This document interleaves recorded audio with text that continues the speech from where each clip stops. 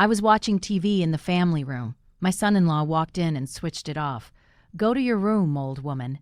This living room is mine now." My daughter dropped her gaze. I stood up, took my keys, and left without saying a word. The next day, a man in a crisp suit appeared at the front door. He rang the bell.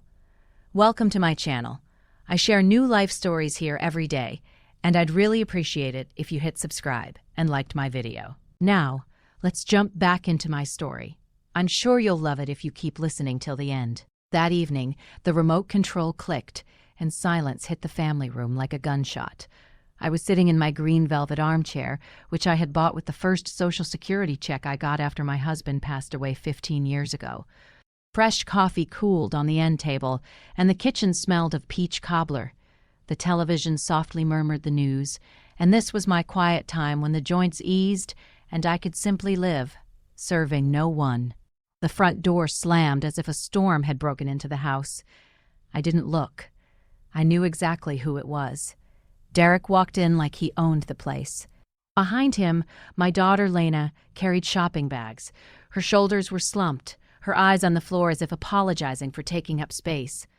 I didn't move. Derek stood right in front of the screen, blocking my view. He snorted as he always did when he saw me doing nothing. He picked up the remote and pressed the red button. The screen went dark. "To your room, old woman," he yelled. "I've got the game on. The family room is mine." The silence became thick. I could hear his short, arrogant breathing, as if his shouting had purchased him a right. Very slowly, I shifted my gaze to Lena. She stood in the kitchen doorway, her knuckles white on the handles of the shopping bags. Our eyes met. I waited for one thing, the simplest thing, for her to say, "Don't you dare talk to my mother like that. This is her house." Lena lowered her head and started adjusting a bag, as if something had shifted inside. That gesture struck harder than any scream. Derek's shout, noise, my daughter's silence, betrayal, a cold clarity washed over me. Not anger, not shame, just a clear, icy sobriety. 35 years at the county recorder's office teaches you one thing: words don't matter. Documents always do. I rose. My knees clicked dryly. In that silence, the sound was like a formal seal. Derek was already sprawling on my couch, unbuttoning the top of his shirt and grabbing a can of soda without even looking at me. In his world, I had long been just part of the furniture. I walked past him and turned into my room, not to lock myself in or weep as they probably expected. I opened the bottom drawer of my dresser, pulled out a stiff leather pouch for bank business, and from the bottom a set of keys and a blue elastic banded folder. My fingers slid between the rough sheets of paper. A bill of sale, old but valid, a current deed of title. Owner, Celeste M. Everson. The paper was yellowed at the edges. Its power was ironclad. In the mirror, I saw my short gray hair, my glasses on a chain, my linen trousers, and a navy blouse. I looked like the grandma who bakes cookies. That was my main tactic. As long as grandma feeds the wolves, they feel like kings. The minute I closed the lid on the pot, the king's paws turned to putty. I returned to the family room. Derek had already turned on the sports channel and cranked the volume. Lena was clattering dishes, a voluntary silence instead of a stand. I walked towards the front door. My heel clicked on the hardwood floor. Derek turned his head, smirked, and raised his soda can. "Taking a stroll, Celeste?" he sneered. "Don't get lost. At your age?" I didn't answer. I turned the deadbolt. For a second, I looked around the house, the framed print of the Savannah riverfront, the rug I vacuumed every Saturday, my son-in-law's back, my daughter's shadow in the kitchen. I touched the cluster of keys in my pocket. The cold metal was invigorating. I walked out, closing the door quietly but firmly, like setting a period at the end of a sentence. Outside, the air was crisp. I wasn't cold. I exhaled, locked the front gate from the outside, walked to the avenue, and hailed a cab that pulled up. Where to? The Grand Hyatt downtown. I took out my phone in the car. My fingers trembled slightly, not from fear, but from power.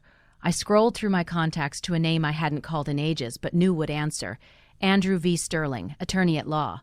We used to work near each other. Him on property disputes, me on deeds. Celeste, it's nearly 9 o'clock. What's wrong? I woke up, I said, looking at the city lights. I need your help. I have court tomorrow morning. Why the rush? My mental and property health. I'm listening. I want to evict 2 tenants, but you live with your daughter and son-in-law. Exactly. A pause. He knew me from my signatures on title rejections. Where others saw maybe, I saw absolutely not. What did they do? He yelled. Old woman, this living room is mine now. My daughter stayed silent. I left and I won't return until they are gone. I understand that's moral abuse, at least. But you don't need pity. You need the law, right? The house is mine. They've lived here for 4 years without a lease, all at my expense. I need a notice to quit. I am terminating the gratuitous use of the property and demanding they vacate the home. Personal service is necessary. I'll send my junior associate, Roman P. Cruz, first thing tomorrow. He's quiet, professional, sharp in a suit, straight out of the box. He delivers the news clearly. He will do. We usually give 30 days. That's fine. And include a warning in the text. 24 hours to understand the reality. And upon vacating, they will be billed for back rent and a penalty for holding over. Accepted. You are determined. I'm wounded, and a wounded woman who knows her rights is dangerous. Prepare the documents. I'll be at your office by 8. I'll sign before court, then send Roman to my house. The taxi stopped at the hotel. The doorman threw open the door with more attention than my son-in-law had shown me in 10 years. Can I help with your luggage? I only have my purse, I said quietly, and the dignity I just reclaimed. The room greeted me with the scent of lavender and clean corners. A large TV was opposite the bed. I turned on my favorite channel and set the volume to my liking. I ordered soup and a glass of Cabernet. I ate slowly. My thoughts were at the house, but they were now my thoughts. I knew their morning routine by heart. Derek sleeps late, grouchy. He's always tired. Lena runs around smoothing his edges. I pictured the door of my house, the intercom button, a confident finger pressing it. This wasn't a call for tea. This was the call of the law, the first gong. I fell asleep quickly and soundly like a person who has taken the wheel. I woke up with the sun, took a shower, the same clothes, but a new posture. I went to Mr. Sterling's office. Signatures, dates, property details. Every stroke of my pen sounded like a final judgment. Roman is heading out. Andrew nodded toward a tall young man with a leather briefcase. 20 minutes, and he'll be at your fence. Perfect. I put my bag down and sat in the reception area. I'll wait here. Panic always remembers that it has a mother and a mother-in-law. The coffee from the machine smelled sweet. The clock on the wall whispered, tick-tock. Somewhere over there in my family room, a different legal music was beginning. For the first time in a long time, I wasn't running between the stove and others' whims. I was simply waiting. 9:30. My phone vibrated on my knee. The day had begun. Lena was blinking on the screen. I let it ring 3 times, and only then did I swipe my finger across. Mama, mama, for heaven's sake. Her voice broke into a shriek. There's a man here, Roman with a document. Derek is screaming. Where are you? I held the receiver away from my ear to avoid his background shouting. Roman is the attorney's junior, I said calmly. Ask your husband to lower his voice. Take the notice, read it aloud, and tell Derek the old woman is unavailable for screaming today. But it says, eviction notice 30 days. Mama, have you lost your mind? Lena, for the first time in years, I am completely sane. Read the paper, do what it says. The fewer screams, the better. I hit end call. The small red button returned silence to me as easily as flipping a switch on a bedside lamp when I was a child. The office door opened slightly. Andrew V. Sterling peeked over his glasses. Daughter. I nodded. The show has opened on schedule. Roman served the papers. We have the signatures and the attachment inventory. Now we wait. I settled into the reception chair. The vending machine coffee smelled like caramel. The clock on the wall whispered, tick-tock. I looked at the hands, but wasn't thinking of time. I was thinking of how for 4 years I had shrunk myself in my own house to the size of a foot tool so as not to disturb their moods. How I ate the burned edges of pie, leaving the center for the king of the living room. How I watched TV shows with headphones so as not to interfere with their conference calls. How I paid triple the utility bill and stayed silent. I opened my purse and pulled out a sheet folded into quarters, a pension statement, the lifetime payout from my bank, our husband, a couple of stable investment accounts. The figures stood neatly like soldiers. These figures meant I could live. These figures meant I didn't have to gravel. Next, a printout of transfers, the down payment for their black crossover, a gift for the young couple, temporary top-ups when their car payment almost bounced. The purpose of the payment, family support. My hand sometimes shook, but the signature was straight as a ruler. The habit of paperwork. The phone shuddered again. Lena. I flipped it face down. Then a text message from Derek arrived. Come home. Let's talk. No, Mom. Please. No. I flicked the notifications away like crumbs from a table. Andrew V. Sterling walked into the hall. Tay, he offered. I want something else, I replied. I need to turn off the utilities. Which ones? Everything in my name. The fiber optic internet, the cable with the sports package, the landline, and the supplementary card Lena uses for groceries. Not to cancel, but to suspend. I can reactivate them when the house is mine alone again. He smirked. That will be felt. Yesterday was painful, I said. Today is merely felt. They are different things. I took a small notebook from my purse. On a clean page appeared a simple plan. Step 1, legal completed. Papers served, deadlines and consequences outlined. Step 2, financial. Turn off the taps. Let the king of the living room learn the price of his kingdom. Step 3, silence. No scandals, no justifications, only facts. The phone vibrated again. I glanced at it. Lena was typing long, frantic messages. He's furious. We've been shamed. People were watching. Where are you? Let's talk. I put the phone down and said nothing. Today, my nothing was the answer. Is there a decent clothing store nearby? I asked, putting the notebook away. The Gallery Mall is 2 blocks away. Andrew V. Sterling said. What are you planning? I am dressed like a grandma, I said, meeting his eyes, and I am going to set boundaries. I need a uniform. You are dangerous when you are calm. Now he said it without smiling. I'm just returning to myself, I replied, taking my purse and heading for the door.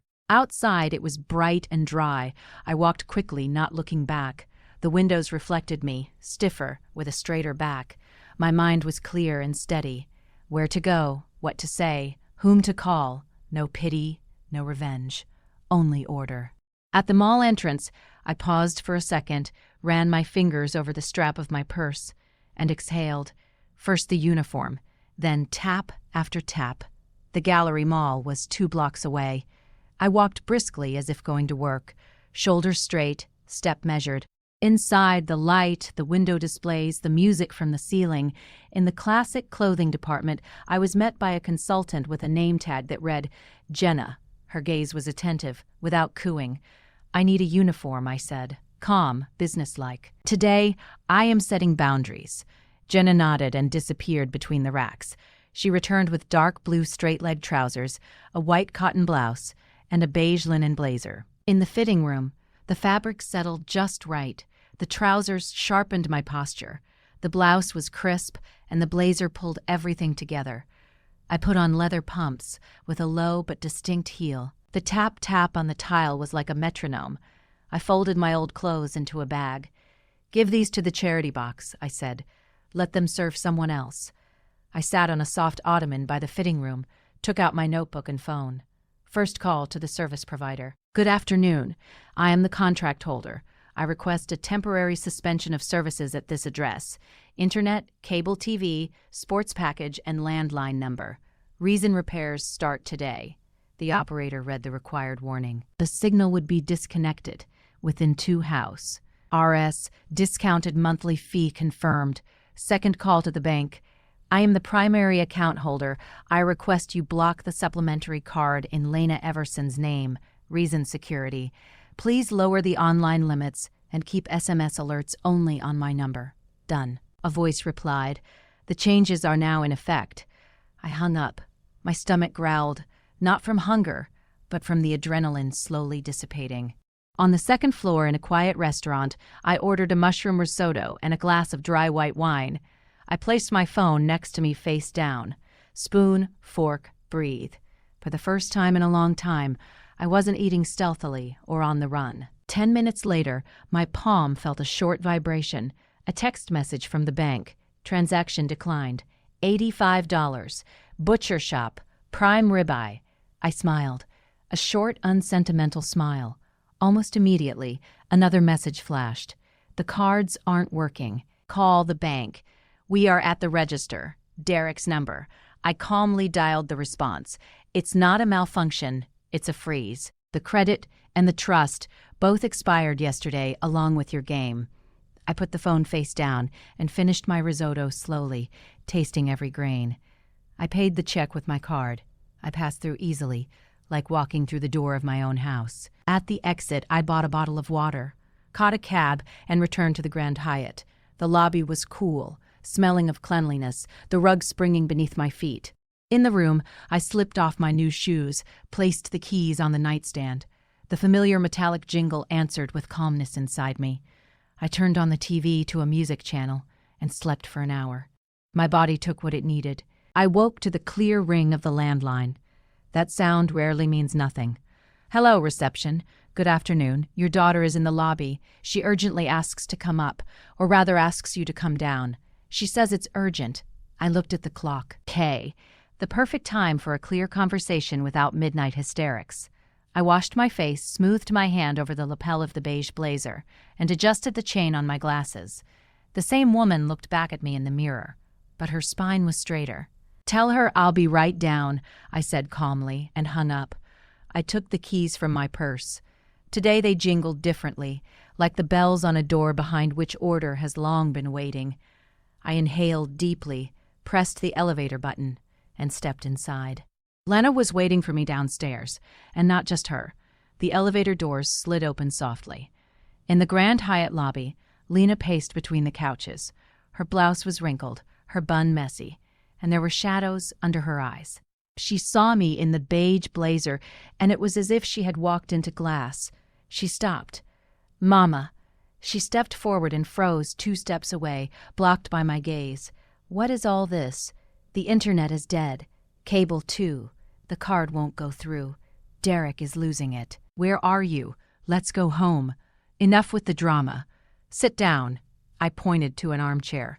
We are in a respectable place. We will speak calmly. She obediently sank onto the edge, clasping her hands. Mom, let's talk like family. She switched to a soft, placating tone, the one people use with children and the elderly. He just had a bad day yesterday, but he already texted you apologizing. Let's go. I'll make tea. We'll talk it through. I am not offended, Lena, I said evenly. I have made a decision. The house is mine.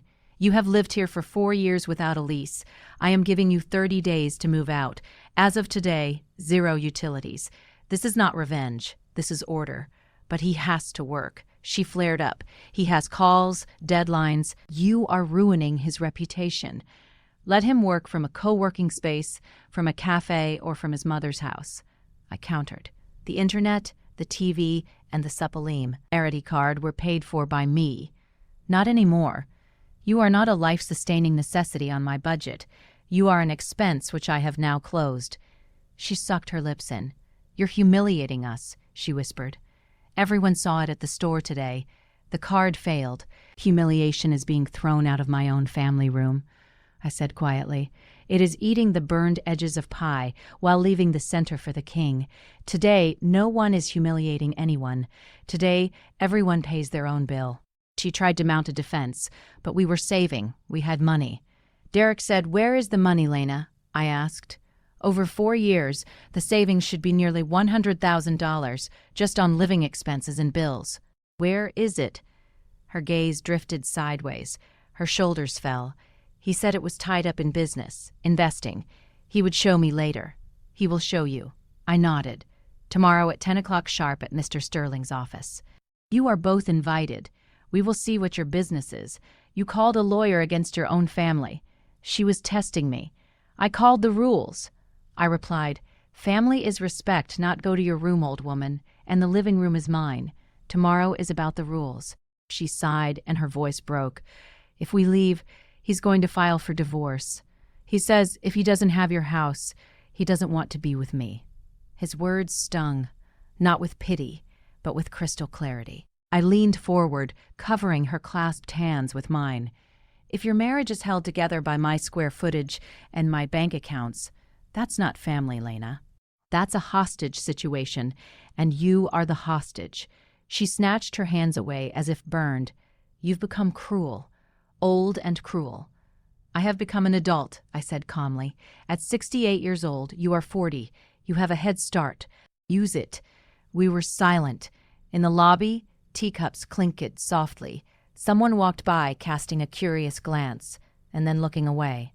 Just turn the intern to back on, she tried again. He won't cope, and neither will I. No internet, I said. But your voice is fine. Tomorrow we talk at the attorney's office. Today, silence. Lena stood up, adjusted the strap of her purse, searched my face for my former softness, and didn't find it. She backed toward the exit. I'll be there. She tossed over her shoulder. Be there at 10 sharp. I nodded. She left quickly. I watched her go, and only then did I feel the tension drain out of me. Not a loss of strength, but a normalization of breath. I took the stairs up. I needed the walk. In the room, I turned on the desk lamp and opened my laptop. A message was blinking in my inbox from Andrew V. Sterling. Celeste, notice served. Derek's corporate lawyers have confirmed receipt. He's been sending internal emails pressuring you. The director was copied. Reprimand likely. Negotiations tomorrow at 10 o'clock sharp. Both will attend. Sincerely, A.V. Sterling. I closed the lid. Haste is the sister of fear. The king of the living room was already making mistakes. I opened my phone, scrolled through the settings, and turned off the family location app, the same one Derek had installed for my safety years ago. Geolock access prohibited flashed on the screen. Good. My dot on the map belonged to me again. I took the keys out of my purse and spilled them onto the nightstand. The metal jingled cleanly like a new password. Outside, the light stretched along the avenue. The air conditioning hummed steadily. I sat on the edge of the bed and felt it. Order inside. Not victory, not euphoria, just order. Tomorrow at 10 o'clock, the conference room door would open and 3 people would walk in. Him, my daughter, and the law. The conference room was cool. The air conditioning was blowing cold air. I asked to be seated at the head of the table. To my right, Andrew V. Sterling. Neat folders, pen parallel to the edge. On the table, my driver's license, the deed of title, the notice of termination of gratuitous use. My armor today was simple. A beige blazer, a direct gaze, and paper. The door clicked. The paralegal murmured, "They're here." Derek stumbled in first. His usual arrogance was faded. A wrinkled shirt, his tie loose like a noose, dark circles under his eyes. Behind him, Lena clutched her purse to her chest, her eyes glued to the floor. "Please be seated," Andrew V. Sterling said with his baritone like a judge's gavel. "I'm not here for a greeting," Derek snapped immediately, pulling out a chair. "Enough with the show. We've lived there for 4 years. We have rights." I looked over my glasses. I paused deliberately so his anger would be audible. "Rights are exactly why we are here," I said calmly. "The house is my sole property. You are using it at the owner's goodwill. I have terminated that. The notice is on the table. The deadline is 30 days. There's something called adverse possession." He shot back. His words tripped over each other. "We possessed it openly as owners. Have you even seen the law?" "I have," I smiled slightly, "and I worked with it for 35 years. Adverse possession applies when the owner doesn't live there, doesn't pay, and doesn't object. I live there, I pay, and I object. You are not owners. You are temporary and loud users." Derek's jaw clenched. He turned his eyes to Andrew V. Sterling, seeking support. "The notice is proper," the attorney confirmed smoothly. "Service was executed. Upon expiration of the deadline, a lawsuit will be filed for eviction and recovery of fair market rent from the date of the notice." "This is illegal." Derek raised his voice. "She cut off our internet, our funds, emotional distress.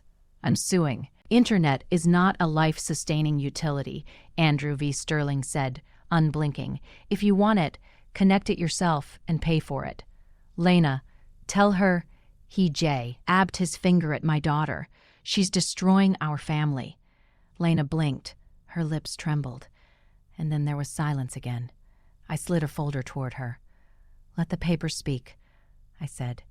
Derek, for 4 years, you were supposedly saving for a condo. Nearly $100,000 in savings just on living expenses and bills. Where is the money in business? He tried to smirk. Investing, futures, leverage. You old folks wouldn't understand. I like specifics. I pulled a stack of papers from an envelope, 3 loan default notices, and here the broker's statement. Margin call. Balance below 0. Derek lunged for the paper, but Andrew V. Sterling's hand landed first. Put it down. Let your wife read it. Lena took the sheets.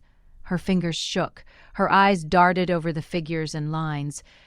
I saw the moment of realization. Her shoulders slumped. Her mouth dropped open. One heavy tear. Not of pity, but of cold awareness. 0, even a deficit, she whispered. Yes, I said, softer but firm. Nothing was saved. There were bets, games, $85 prime ribeye and imported beer. All on my card. I would have made it back. Derek flared up. The market is turning around. I just needed one more infusion. And that's why you needed my living room? I raised an eyebrow, to lose louder and to send me to my room in the process. He clenched his fists. The anger in his eyes was undercut by fear. I'm your son-in-law, he forced out. Family is supposed to help. Family is respect and boundaries. I said, you offered neither, and you will receive neither. I stood up. That movement was enough to make everyone straighten. Terms, I stated, clipping my words. 30 days to move out. The internet, cable, and supplementary cards will not be returned. If I hear screaming when I visit to collect my winter clothes, I will immediately call the police and file a report for threats. We'll see how job recruiters feel about that on top of your preparate reprimand. Derek slumped in his chair as if his internal bolts had been unscrewed. Lena covered her face with her hands. The horror of the air conditioning became audible. And one more thing. I turned to my daughter. This is your choice. Over these 30 days, you decide whether you continue to drown with the man who lied and dragged you down, or whether you swim to the surface. I am a mother, but not a bank and not a free cafeteria. Lena lowered her hands. For the first time in a long time, she looked straight at me. But if I have nowhere to go, she whispered hoarsely, you will find a place. You work, rent a studio apartment, sell the crossover, manage your own accounts. I have paid for my lessons in full. I gathered my papers into the folder. Andrew V. Sterling stood up. The meeting is concluded. Roman will handle all further contact in writing. I walked around the table, passing Derek. I stopped for half a step. You can press the remote control of your own life as much as you like, but it doesn't work on my house anymore. In the hallway, the light seemed warmer, the air cleaner. I walked to the elevator and heard the scraping of a chair behind the door. Lena's choked whisper, Derek's short curse. The elevator chimed. The doors closed. My phone vibrated in my purse. Lena, I didn't answer immediately. I took 3 deep breaths and only then pressed accept. I held the phone in my palm. 3 breaths, and then I answered. Mama. Lena's voice was low, like after a cold. I didn't get in his car. Where are you? Downstairs in the parking lot. He's screaming in the car, hitting the steering wheel. I walked away. He told me to get in, but I couldn't. Good, I said calmly. Walk, breathe, don't rush back to where screams are waiting. She was silent. I could hear the roar of traffic fade in the background. He says you broke the family. Unplugged internet doesn't break a family. Lena, lies and screaming do. Silence again. Thank you, Mama. Barely audible. It hurts, but I can see. Seeing is the first step, I said. Tomorrow at 10 at Sterling's office. Can you make it? I can. We breathed into the phone for another second, and I hung up. The street smelled of hot asphalt. I left the office, raised my face to the sun, and hailed a cab. Where are we going? To a nice restaurant, I replied. I'm having a celebration today without toasts. By the window with a view of the riverfront, I ordered clam chowder, a salad, and a glass of dry white wine. I placed my phone face down. My teaspoon clinked lightly against the glass. Sunbeams danced on the tablecloth. I ate slowly like a person who is her own mistress again. My phone briefly vibrated. Messages from the bank. Transfers to protected account complete. Supplementary cards closed. Change of beneficiary on life insurance processed. Confirmation in your online account. I smiled without witnesses. All loose ends tied up. No one else would run into my signature. Almost immediately, an email from Andrew V. Sterling. For your control, upon expiration of the 30 days, Roman will be at the gates at 8 o'clock sharp with the handover document and inventory. If there are threats, call. Regarding Derek's employment, the reprimand has been confirmed. I drank the wine to the bottom, like closing a case file. A switch flipped in my head. The final act was scheduled. I paid with my card. I walked along the water. People argued over trivial things. Kids zipped by on scooters. The wind smelled of river air and heated metal. In a store window, I saw myself. The same woman, but brighter inside. Not a victim, not a hero, just an adult. I returned to the Grand Hyatt in the evening, took off my blazer. The armor could hang on the hanger. I spread the keys, documents, and a small notebook on the nightstand. I opened a clean page and wrote, Day 30. Plan morning, Roman. Deed and keys. I'm not home. No scenes. Evening. Open windows. Mop the floor with warm water and disinfectant. Scrub the rug with a stiff brush. Tomorrow. Painter. Color. Peach. The phone rang. Lena. I'm at Zoe's on a folding cot. It's fine. He called dozens of times. I blocked him. Good girl, I said. Get some sleep. Tomorrow at 10 o'clock. Mom, were you ever afraid of being alone? I was, I answered honestly, until I realized it's worse to be in a place where you don't exist. She sighed and said goodbye. In the shower, the water washed away the stickiness, the layer that had clung to me for years in my own family room. I put on a simple nightgown, lay down on top of the comforter, and left the music softly playing in the background. The room was filled with an honest silence, the kind where you can hear your own breathing. In the morning, I went down to the cafe for oatmeal, coffee, and water. A man at the next table frowned at the news. In my life, the main headlines had already been released. Before leaving, I stopped by Andrew V. Sterling's office to sign final paperwork, cover letters, and Roman's power of attorney. We spoke briefly, professionally. Keep going, Celeste. This is the right move, he said. I'm just doing what's mine, I replied. Outside, the sun was warm. I went to the salon. I wanted my hair to match my spine. The stylist quickly trimmed the tired ends. The gray gleamed like pure silver. In the mirror, the same face, but the gaze was no longer waiting for someone else's decision. It was the gaze of a person with the keys in her own pocket. At an intersection, I stood at a red light and smiled. It was so simple when the rules were followed on the road and at home. My phone beeped briefly. Roman confirmed. Day 30, 8 o'clock sharp. We'll be at the gates. We will verify the locks and complete the inventory. I put the phone in my purse. The clasp clicked dryly like a seal. In the evening, I returned to the Grand Hyatt, turned off the light, and slightly opened the window to let in the city noise exactly as much as I wanted. The keys lay on the nightstand. I picked them up. The metal was warm. The next day, day 0, he would enter my house, not with a shout, but with the screech of a moving truck's tires. On the 30th day, I woke without an alarm. The light in the window was even, like a sheet of paper before a signature. I had breakfast, placed my phone face down, and drove out of the city to a spa. I would not be home today. Roman called. I'm at the gates.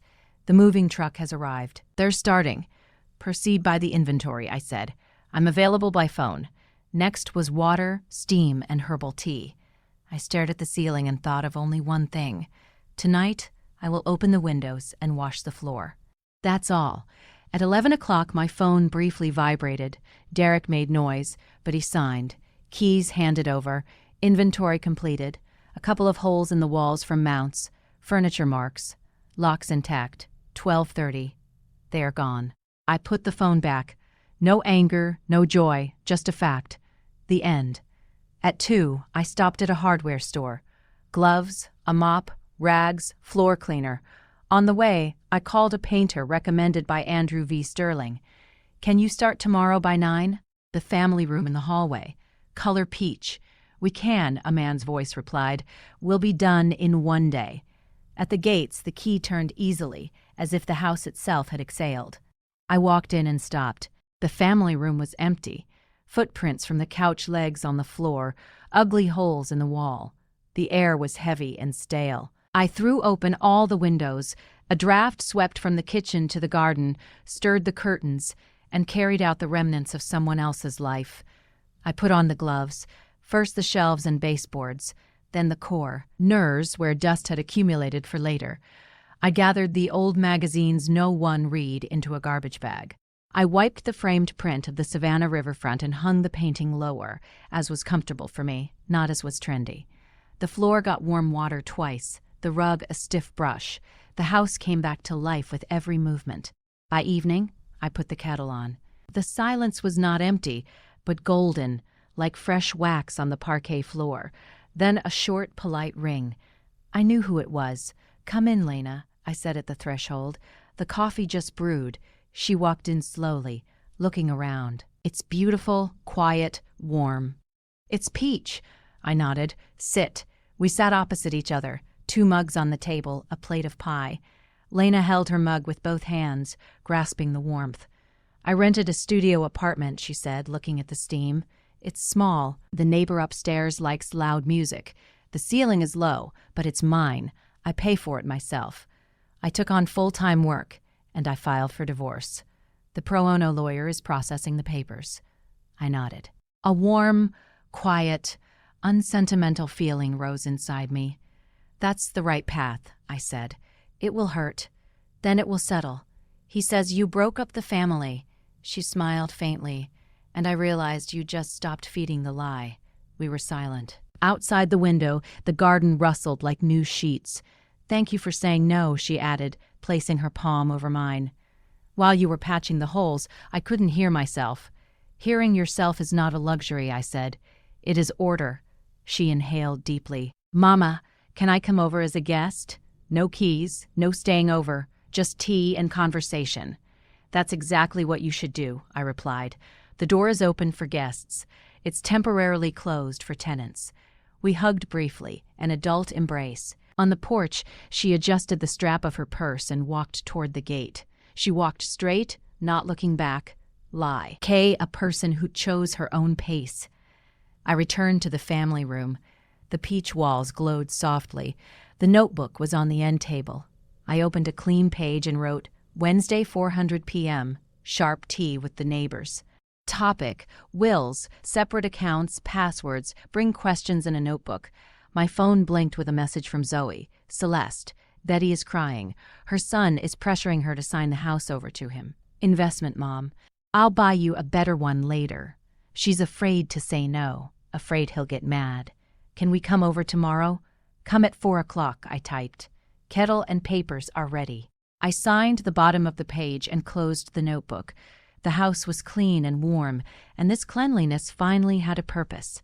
Tomorrow the doorbell would ring, but it would no longer be a disaster. It would be a beginning. By 4 o'clock on Wednesday, I boiled the kettle, took out my folder of documents and placed pens, blank sheets, and envelopes on the table. On the folder cover, I wrote in large pencil letters, "Wednesday, 4 p.m. The house smelled of peach cobbler and fresh paint." The peach walls seemed warmer than usual in the soft sunlight. Not a show, but order. The bell rang briefly. Zoe arrived first, then Olga, and almost immediately they ushered in Betty, hunched over with red eyes. "My son is rushing me to sign the house over to him," she said from the doorway. "Investment, Mama. I'll buy you a better one later." I'm scared to refuse, afraid he'll be angry. "Sit down." I poured the tea. "Let's start simply. Gifting the house is forever. You can't take it back. If you want to leave something to someone, write a will. As long as you are alive, the property remains yours. For a last resort, we can discuss a life estate. But that's careful work. No rushing." Zoe nodded. "And don't give passwords to anyone. Not to the kids, not to the grandkids, for their games." "Exactly." I slid a sheet of paper toward Betty. "Here is a phrase for you to start the conversation." I am not ready to change the owner of the property. To think about it, yes. To sign, no. Your son will push. Repeat the phrase word for word. If he starts yelling, leave the room. Close the door. You only sign papers when your head is calm. Olga snickered. Next, you'll be giving her the lawyer's number. I will. I nodded. It's Roman, Andrew V., Sterling's associate. He doesn't yell, and he reads the fine print quickly, but it's best not to sign anything on emotion or on weekends when the county office is closed. We sat and wrote down short bullet points. Will instead of a gift deed, separate accounts, a receipt for every penny borrowed, prohibition on shared passwords, a power of attorney only limited, and with an end date. I showed them where to find the owner's name on their property tax records, and I explained that staying with Mom for a year turns into a lifestyle after 4 years if you don't call things by their names. Betty initially flinched at every word no, but by the end she straightened up and asked for more tea. "Girls, I feel lighter," she said. "I'm going home today, not to cry, but to talk. We're here every Wednesday," Zoe replied. "At 4, your tea, your questions." They left differently than they had come, not quieter but more assured. I washed the cups, wiped the table, and threw open the windows. The garden smelled of wet grass. The house felt light. Lena stopped by at 8. She knocked like a guest. "Can I come in?" Tea still warm. She took off her jacket, walked over to the peach wall, and ran her hand over the paint. "It's beautiful," she said quietly. "Warm. A house should be warm. Everything else is extra." We sat down. She held the mug with both hands, taking the warmth. "I was at the lawyer's," she said, looking straight ahead. "The divorce is progressing. Full-time work is steady. I don't want supplementary cards for milk anymore. I pay myself. But sometimes can I come over as a guest? No keys, no staying over, just tea and conversation?" "That's exactly what you should do," I replied. "The door is open for guests. For tenants, it's permanently closed. That's not cruelty. It's a rule." She nodded, thought for a moment, then smiled slightly. "You know what? I miss your no. I spent my whole life learning your yes. And now I'm learning your second word. The no is not about offense. I said it's about boundaries. Yours, mine. Any adults." We sat in silence. In the kitchen, the clock ticked softly. Outside the windside, swaying the rowan tree. Lena stood up. "Thank you, Mama," she said, hugging me briefly like an adult. "If you hadn't turned off the utilities that day, I never would have heard myself. Hearing yourself is adult life," I replied. "Go on. I have a meeting tomorrow at 4. Don't let me down in front of the neighbors." She smiled and left. Her step was steady without looking back. In the hall, an unknown number blinked on the nightstand. I could recognize those calls even without a name. I almost reached for it, but stopped and calmly pressed block. There is much news in life, but taking calls about other people's crises is not my obligation. I walked through the house kitchen hall family room. My documents were neatly stacked on the shelf. The Savannah riverfront print was hung where it was comfortable for me. In my study, a clean notebook. I sat down and opened it. On the first line, I wrote, "The house, the owner's story." Not for Lena, but for myself and for those who are still sitting in their green armchairs, afraid to pick up the remote. I wrote simply, "How fear disguises itself as care, how habit drowns out your voice, how one phrase, 'to your room, old woman,' exposes the whole scheme, how documents give you back your spine, and how unlugged internet can suddenly turn on your brain."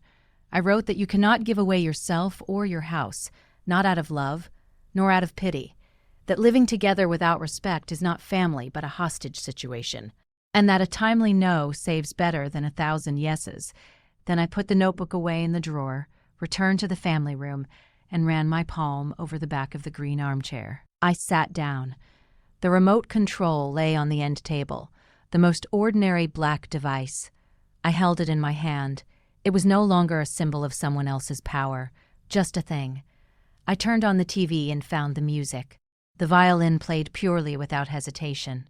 No footsteps from the hall, no turning off, no to your room. I sat with my eyes closed, listened, and without rushing increased the volume by 1 notch, exactly as loud as I liked it. not quieter, not louder. "Enough," I said aloud. And suddenly I understood that the word meant much more now. It meant I was adult enough to set conditions in my own home. It meant I had enough strength not to save those who weren't asking for salvation, but for cards and square footage. It meant I had lived long enough to understand a simple truth. Ownership is not just about keys and deeds. It's about the right to choose the silence, the people at your table, and the volume of the music. I turned off the TV and listened to the house. It was breathing steadily. The garden darkened outside the window. A branch twitched somewhere. Water clinked in a pipe. Nothing dramatic. Just a simple life that I was finally not renting out. In the hall, my beige blazer hung on the hook. I adjusted the lapel, fixing a small detail so it wouldn't build up into a bigger problem. The keys jingled on the nightstand. The metal was warm. There were no other bundles of keys next to mine. In the notebook for tomorrow, it was written, Wednesday, 400 p.m. sharp. Will, S, and passwords. I closed the cover, set the kettle for the morning, and turned off the light. The house was mine, but most importantly, I was home again. And in my life, just like on the remote, the volume is now regulated by me. I'm really glad you're here and that I could share my story with you. If you liked it, show me by liking the video and subscribing to my channel. Let's see how many of us there are. Write in the comments which city you're watching from and what time it is. I'm so curious to know where all you wonderful people are tuning in from. If you want to support me a little extra,